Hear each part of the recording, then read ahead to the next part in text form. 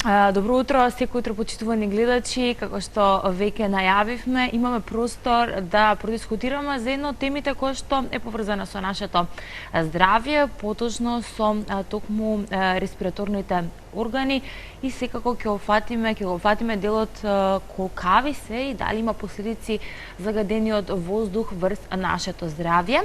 Имајќи во предвид дека околу 2500 луѓе годишно умираат како последица на загадениот воздух, а дури 5 милиони луѓе во светот се жртви или имаат проблеми со здравјето и нели за жал умираат како резултат на загадениот воздух во светот. Ова е статистика на Светската здравствена организација. Со мен утрово имам доктор Камелија Бушлетик од Систина, пулмоалерголог. Добро утро. Добре ни дојдовте. Во прв пат сте ни во студиово откако нели го ребрендиравме утринскиот дел. Да, прв пат. Добре ни дојдовте. Имаме на тема, зборуваме што е доста актуелно, имајќи во предвид дека изминатиот период имавме доста денови кога беше енормно загадено. Па не би рекла само минатиот период. Годините наназад. Годините наназад. Не само ние, него тоа е еден светски проблем кој што се провлекува и тек ќе биде голем во наредните години ако ништо многу сериозно не преземаме.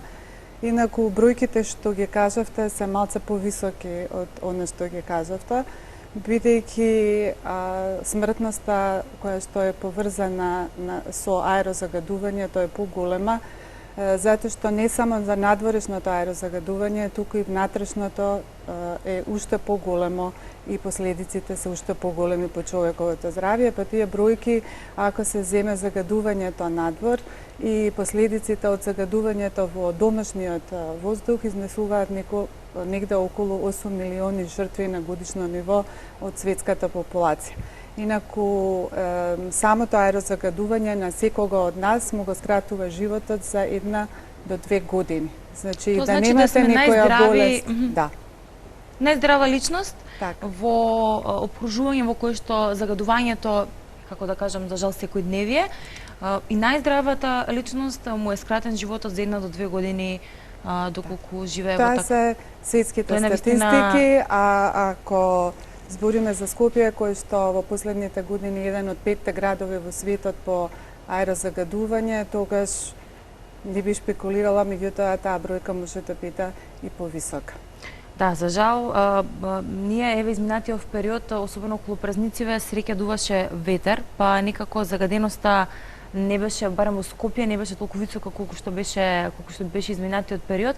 И ние на шега тука зборуваме, се молиме да задува ветер, за да си кажеме да земеме здив или да можеме да земеме без страв да излеземе надвор или да проветриме дома. Не, значи, ако во моментот реално ние имаме еден проблем кој што под наидно пред се друго треба да го решаваме, тоа е загадувањето на воздухот. Загадувањето на воздухот е меѓу 10 ги викаат silent, значи тивки убици на човекот.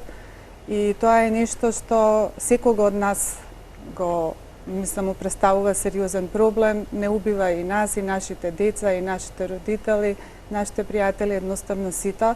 И ако треба најсериозно да се зафатиме со ова, бидејќи болен човек нема желба никаква друга освен да биде здрав и не е битно ништо во тој момент освен да има здравје, а здравјето на овој начин и да сме потполно здрави ќе го изгубиме. Да, кажавме дека дури најздравиот човек со најдобра физичка состојба на организмот му се скратува животот за 1 до 2 години доколку не е изложен на загаденост. Колку влијанието на колку загадениот воздух влија врз респираторните заболувања, да бидеме нели поконкретни, бидејќи прво ништо што претпоставувам ни е на удар се белите дробови. Да. Првата бариера се белите дробови, они се посебно осетливи, бидејќи ние во еден час земаме околу 3 литра воздух, во тек на еден ден од 10.000 до 12.000 воздух. И сега ако белите дробови ги сметаме како еден еркондишн, низ кој што поминува воздухот, а тие се филтерот, тогаш многу е јасно зашто првиот проблем ударен и болестите кои што се врзани со аерозагадувањето доаѓаат точно преку белите дробови. Настанувањето на хроничните белодробни заболувања, како што се хроничната обструктивна белодробна болест, астмата, бронхитот, се инфективните болести на белите дробови, се точно поврзани со аерозагадувањето и покрај тоа и сите други заболувања, првите 5 заболувања од кои што се умира во светот најчесто, како што се кардиоваскуларните, мозочните удари, карциномите, се точно поврзани со аерозагадувањето. Негде се смета дека околу 70% аерозагадувањето влијае на овие заболувања. Значи, влијае и во нивно настанување, и во нивно влошување, така да на еден хроничен болен потешко се поставува контролата на основната болест ако имате вака високи стапки на аерозагадување.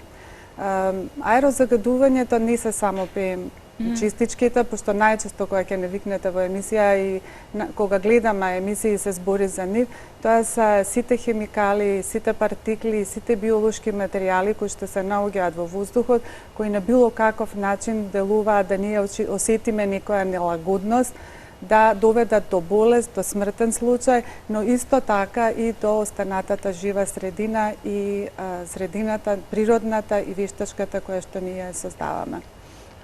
Кажавме дека белите дробови се први не ударнели, меѓутоа еве буквално од секојдневни разговори, дури и од колеги и пријатели се жалат на дека особено во зимскиот период кога и загаденоста е нели повисока, имаат одредена нелагодност во пределот на грлото, како да имаат постојано гребење, како да буквално гласот им се зарипнува и не можат, нели не зборуваат, буквално се будат наутро и не можат да зборуваат како што треба. Дали и тоа е последица на сето ова што го зборуваме? Па, кога зборуваме за загадувањето, имаме, значи, ефекти врз нашето здравје кои што се при значи на долга стаза и на кратка. Тоа е точно при пократко изложување надвор, кога се повисоки концентрациите на аерозагадувачите, значи симптомите се такви какви што ги опишувате, со надразнатост на грлото, солзење на очите, може да имаме и болки во грлото, една кашлица.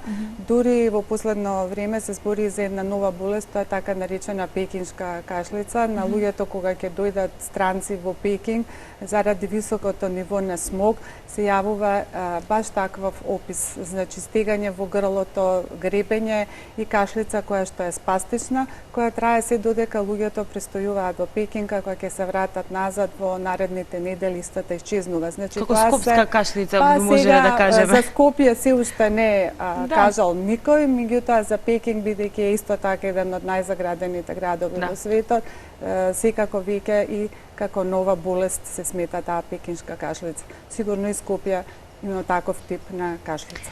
Да, тука имаме и простор за гледачите, имаме гледач на линија, да му дозволиме нели да постави прашање доколку има. Ало, добро утро, за кого? Ало, добро утро. Добро утро. Сакам да ви ја поздравам многу гостинката. Благодариме. Го ценам незиното мислење, пошто ја пратам и знам колку е стручна. Значи, ме интересира, му се дава акцент на PM10, а негде слушнав дека тие 2,5 PM дека се многу поопасни за нас. Ке ми кажете вие стручно.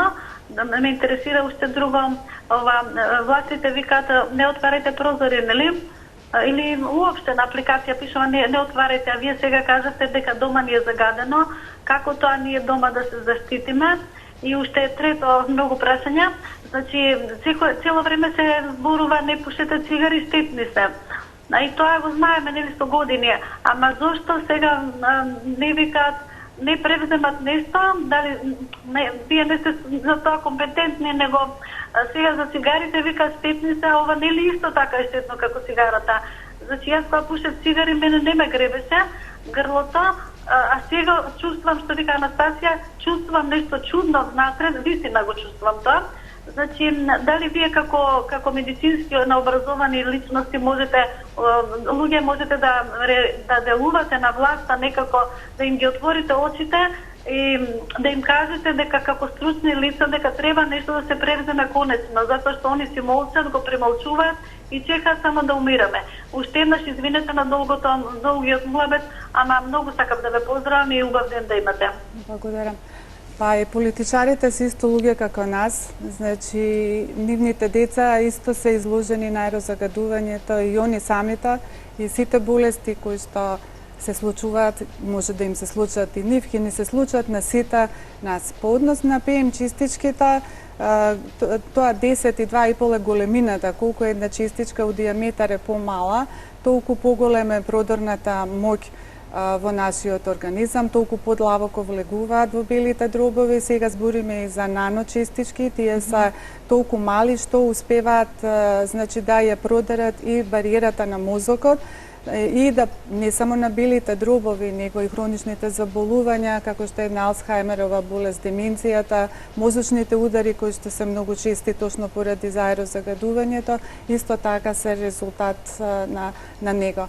Состојбата е сериозна. Значи, ние постојано кажуваме и секој од нас треба да се замисли до каде тоа ќе оди и како ќе се заврши по секој од нас. Значи, белодробните карциноми се во пораст, од нив исто така се умира, сите хронични наши заболувања се во пораст, астмата е во пораст, алергиите се во пораст, бидејќи точно поради аерозагадувањето се зголемува и појавата на алергиите. Значи, сите болести, 5 од кои што најмногу се умира, се директно поврзани со аерозагадувањето, а цигарите се плюс фактор кој што допринесува да овие болести се јавуваат и да умираме од нив. Мислам дека праша гледачката и за тоа како во домовите да си дали помагаате, нели најчесто викаме ако не можеме да си обезбедиме да купиме нели скапи се уредите за прочистување на воздухот, дали цвеќињата нели како природни или растенијата, она што имаат нели зелени листови, се велиме бели дробови на планетата Земја, дали може да ни го прочистат воздухот дома? Овака сега, прво, домашниот воздух е 2 до 3 пати повеќе загаден од надворишниот, бидејќи што и да правите од надвор воздухот доаѓа дома, плюс на тоа се други загадувачи, тие вокс супстанции, значи од пушењето и други супстанции кои што се во внатрешниот домашен воздух.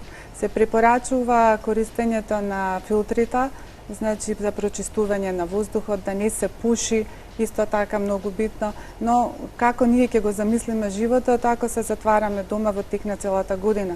Нашето загадување е 12 месеци. Само што кои од тие загадувачи се во повисока концентрација ќе зависи од кој период од годината, а исто така ќе зависи дури и во Скопје, во различни делови од градот, различно е нивото на различните аерозагадувачи. Бегање од аерозагадувањето нема. Значи, ние може и со маските надвор кога носат луѓето и дома со тие прочистувачи, ние може само да намалиме еден дел од тие честици. Но ако имате град со најголемо загадување во Европа, тогаш колку е тоа реално, ја би се навистина запрашала. Да се заштитиме е многу тешко. Значи, како ќе се заштитите? Нема да излезете... беше следното прашање, што да направиме, бидејќи, еве, велите дека дома воздухот е дури позагаден од надвор, поради нели дополнителните загадувачи што може да бидат во самиот дом. И најздрав човек, 1 до 2 години му се скратува животот. Како, што да направиме за да си го подобриме здравјето? Дали тоа значи дека треба да дадеме повеќе овош и зеленчук, дали тоа значи дека треба повеќе да одиме во планина? Што да направиме, затоа што очигледно нема бегање од загадениот воздух, дека мора да најдат надлежните начин да се справат со тоа е веќе крајно алармантно. Меѓутоа, што ние како индивидуи можеме да направиме за нашето здравје? Прво, индивидуалноста не е поединечна, него е групна. Мислам, и поединечна и групна. Ние сите сакаме да одиме на работа со автомобил. Еден автобус, прво и основно е за да имате чист воздух, треба да користите градски превоз и да возите точак и да одите пешки. Еден автобус менува 40 автомобили. Возење на еден автомобил и стоење во гужва кога ни е во 4 сат на семафор, значи 10 пати поголемо загадување во автомобилот од издувните гасови на колата пред вас и поголема можност не само за белодробно заболување, туку и за еден инфаркт на срце. Значи, прво и основно да одиме пешки, да возиме автомобил, да користиме градски превоз, по однос на да не пушиме, Многу е битно исто така да се, значи храната да, меѓутоа колку во една ваква висока изложеност ние ќе можеме со рибино масло или со витамин С да делуваме на нашиот организам како антиоксиданси, значи тоа е големо прашање. Сериозно, многу сериозно до секој од нас, значи нема да се остава само на нашата совест, пошто очито кај секој од нас слабо работи. Не сме ние свесни на тоа што реално аерозагадувањето представува, бидејќи тоа секојдневие наш. И политичарите, и ние, секој од нас треба да допринесеме да делуваме врз аерозагадувањето, затоа што ние немаме втор том од нашиот живот. А ни втор живот. Немаме, значи, планета Б на која што би живееле. Ова е нашиот живот, ова е нашата планета, ова е нашиот град, за кој што секој од нас многу сериозно треба замислува. Друго, се и секоја голем дел од зелените површини не само во Скопје, за другиве градови не знам, ама за Скопје сигурно, не за џабе се бели дробови. Ние исто така треба да работиме на тоа да се повеќе и повеќе дрва се насадуваат, затоа што сепак они помагаат во расчистувањето на дел од загадувачите на воздухот. По однос на домашните растенија, да, и постојат некои обиди да се препорачуваат билки кои што би можеле да помогнат во домашни услови, меѓутоа колку билки вие можете да ставите во еден стан? Колку тоа би било ефикасно, се уште како научни студии тоа не е познато и ја не би играла на таа карта. Значи, реално, основното е да ги намалиме, да не возиме сами автомобил, да го користиме градскиот превоз, а да политичарите превземат нешто да се подобри тој градски превоз, метро и се што на Скопје му фали, и исто така да се реши проблемот со затоплувањето на, значи, становите, на куќите, да имаме поеколошко затоплување и да се работи на тоа да автомобилите бидат понови, затоа што е, например, една Кина 70% од загадувањето на воздухот на Кина се точно од ауспусите на автомобилите. За Скопје немам податок. Меѓутоа, кога ќе видам автомобил пред мене кој испушта цел еден облак, сигурно дека и кај нас е тоа еден од основните проблеми. Да, се уште ги немаме тие статистики. Дали имаме гледачот, дали на линија ми дадоа сигнал дека имаме? Да, гледач имаме на линија. Ало, добро утро. Добро утро, Анастасија. Добро утро. Докторката.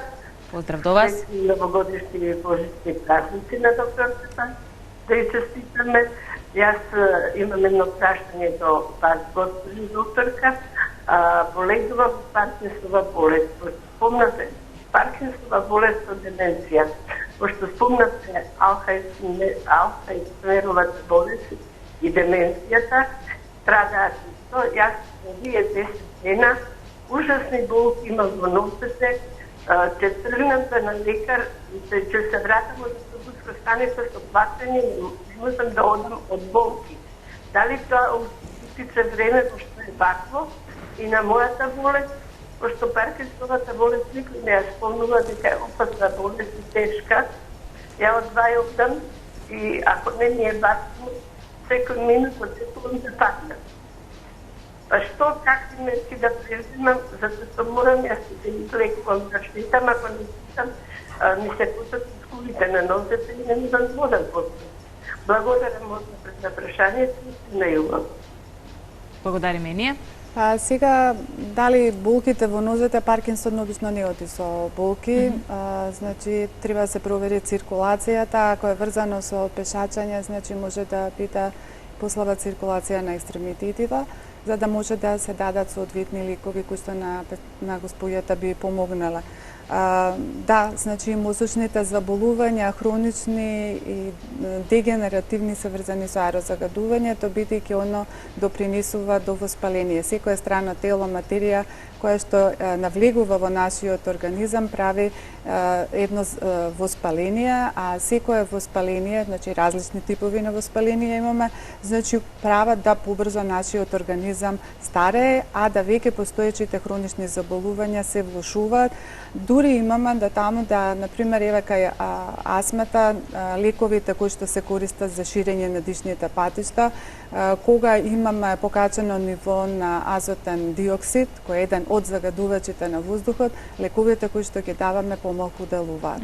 Така да, значи, нема дел, нема сегмент кај што аерозагадувањето не делува. Да, имаме уште еден гледач на линија да не чека да го чуеме прашањето од гледачот. Ало, добро утро.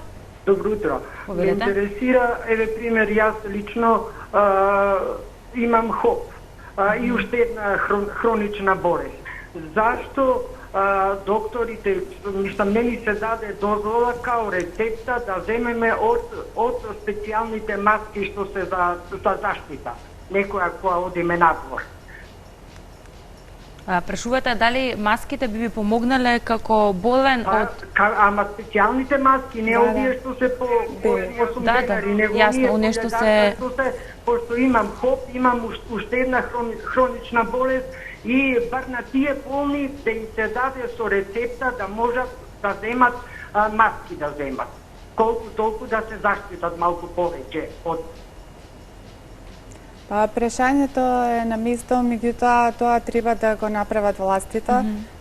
Сите пациенти, поготово со хронични заболувања, маските кои што се со 95% кои ги филтрираат фактички овие штетни материи од воздухот, тие N95 или уште подобро R95 помагаат кога пациентите и сите за секој од нас сме надвор.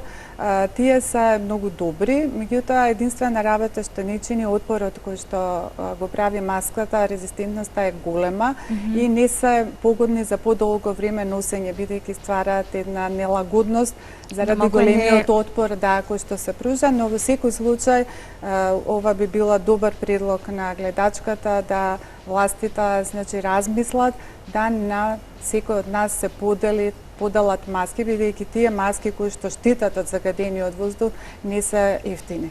Така да еден дел од кампањата еве да си помогнеме во овој период биде добивањето и на овие маски. Да, одличен предлог и на гледачката. Ќе видиме нели во период што следи дали ќе најдат слух и дали ќе најдат начин. Сега многу често вирусите и бактериите покрај тоа што имаме поголема загаденост во зимскиот период, имаме нели подложни сме на заболувања, ако нели поврзани со респираторните со дишните нели патишта.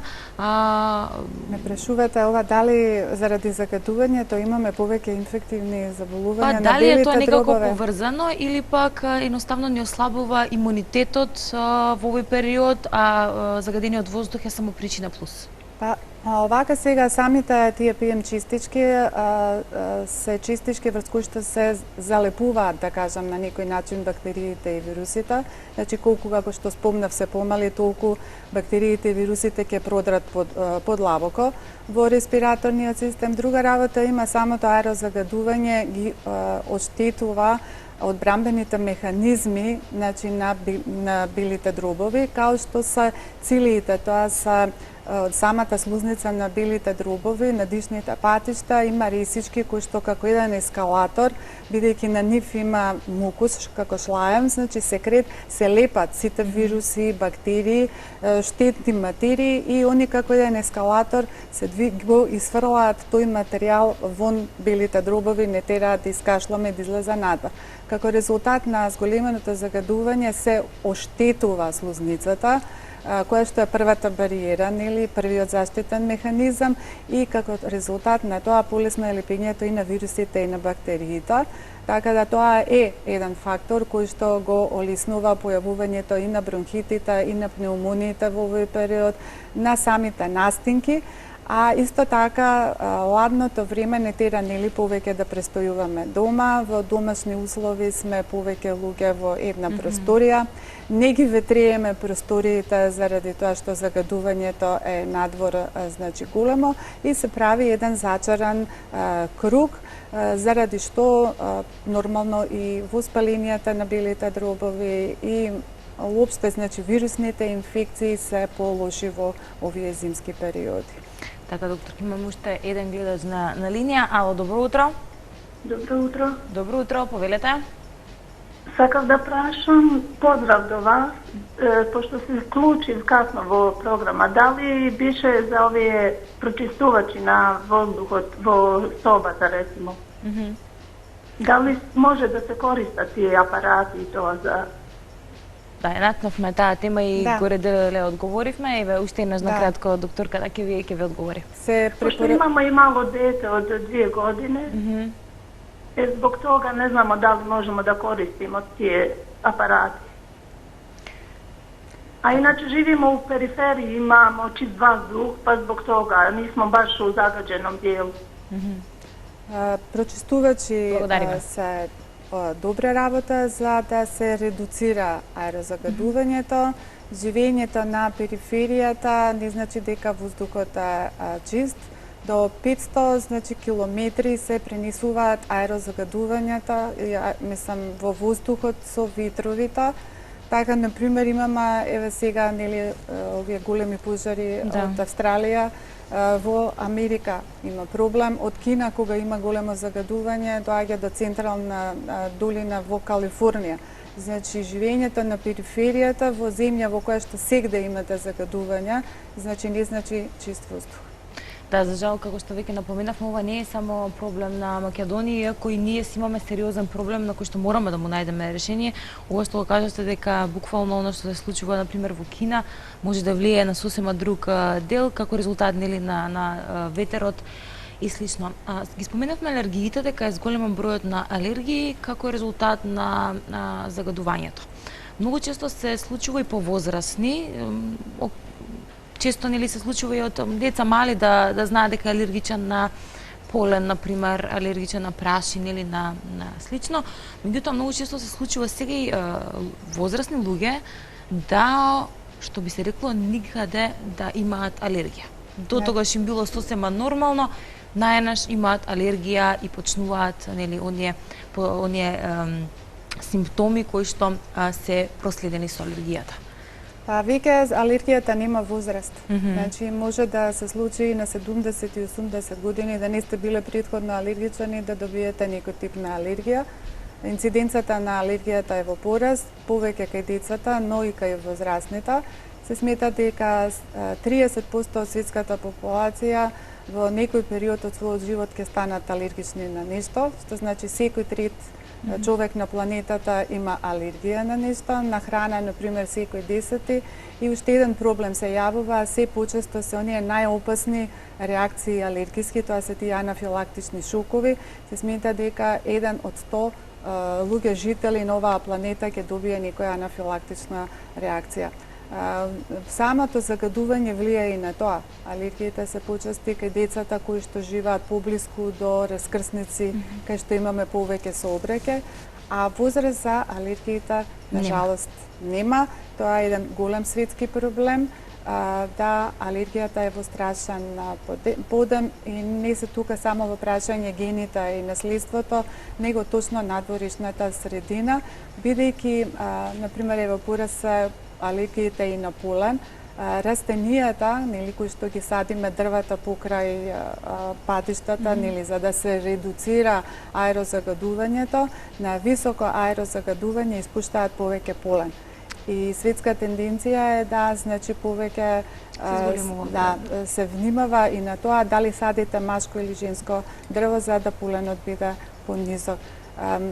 Буквално секое заболување од овие основни, кои што ги кажав, и кардиоваскуларните, и мозочните удари, и белодробните, и карциномите е во пораст, а исто така и инфективните заболувања точно заради аерозагадувањето. Сето ова што го кажувате, докторке, е навистина алармантно и навистина загрижувачки, како го слушаме така искрено. Не е ни чудо што не фаќа страв како граѓани за нашето здравје и за нашата иднина.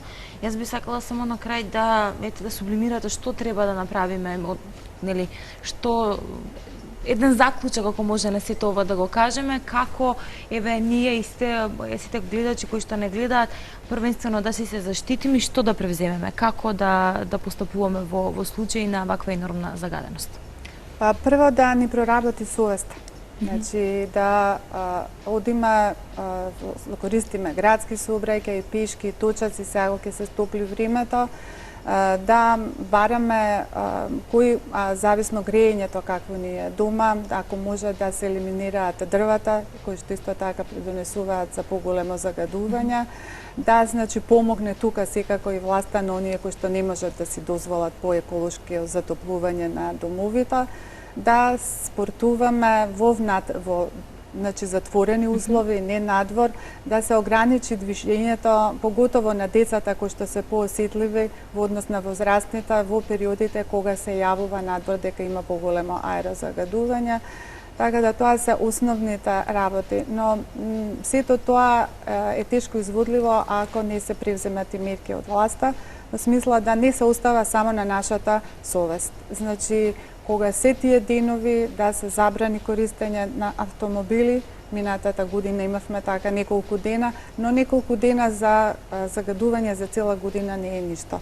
Значи, да ни проработи совеста, малце пореално да видиме во каква средина живееме, да станеме свесни дека тоа не убива. Значи, загадувањето не убива и нема утре. Не постои утре, не постои следната година, него овие работи треба да се превземат одма. Благодарам многу за гостувањето. Се надевам дека ќе стигнат овие апели одаму каде што ги упатуваме или пред се секој од нас како поединци што можеме ние да направиме, секој дека ќе слушнат и властите овие или кои било следни што ќе дојдат, дека ова е навистина алармантен проблем. Ви благодарам уште еднаш за гостувањето. Благодарам и на вас. И се надевам дека можеби некој следно видување нешто ќе биде подобро состојбата од ова што е во моментот. Да, и ќе зборуваме за некоја поубава тема. Ви благодарам уште еднаш, драги мои. Се враќаме за кратко по флеш вестите и продолжуваме понатаму со останатите содржини на Добро утро секој утро.